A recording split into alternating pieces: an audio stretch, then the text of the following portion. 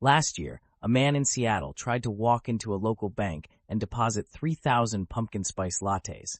The teller didn't just say no, she called security. But here is the part that should keep you awake at night.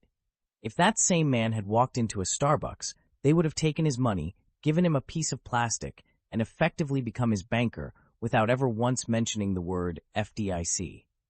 Meet Dave. Dave is a man of simple tastes and complicated financial decisions.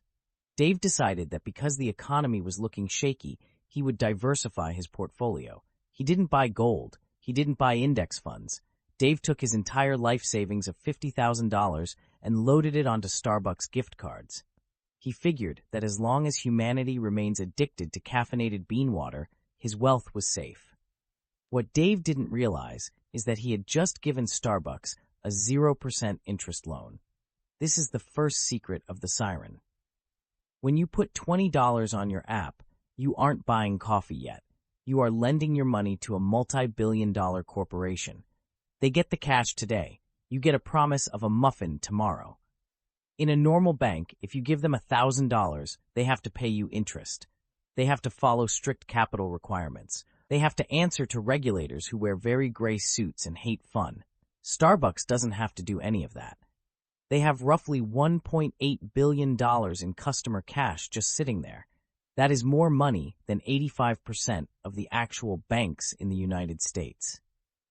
Dave thinks he's a genius. He's standing in line at the airport, looking at his app balance like it's a Swiss bank account. But then, the first complication hits. Dave realizes he can't pay his rent with a Starbucks card. He can't buy a car with stars. He can't even use the money to buy a coffee at a competitor if the line is too long. This is what economists call breakage. It's the second secret of the Siren. Every year, people lose their cards. They forget about the $3 left on the app. They move to a country where the nearest Starbucks is across an ocean. In a normal bank, that money stays yours. In the world of the Siren, that money eventually becomes pure profit. Last year, Starbucks pocketed nearly $200 million in breakage. That's $200 million for doing absolutely nothing. No coffee beans were roasted, no milk was steamed, no names were misspelled on cups. Dave starts to panic. He realizes his $50,000 is slowly evaporating through the sheer power of human forgetfulness. He decides he needs to get his money out. He goes to the counter and asks for a refund. The barista looks at him. She looks at the line of 15 people behind him. She looks at her espresso machine. She tells Dave that the money is trapped in the ecosystem. It is a one-way valve. Cash goes in, but only liquid caffeine comes out. This is the genius of the float. While Dave is sweating in line, Starbucks is taking that $1.8 billion and using it. They use it to open new stores. They use it to buy better technology. They use it to crush their enemies. Because they don't have to pay Dave interest, their cost of capital for this money is zero. Actually, it's better than zero. Because of breakage, the interest rate on this loan is negative. Dave is paying them to hold his money. Most banks have to worry about a bank run. If everyone wants their money back at the same time, the bank collapses. But you can't have a bank run on a coffee shop.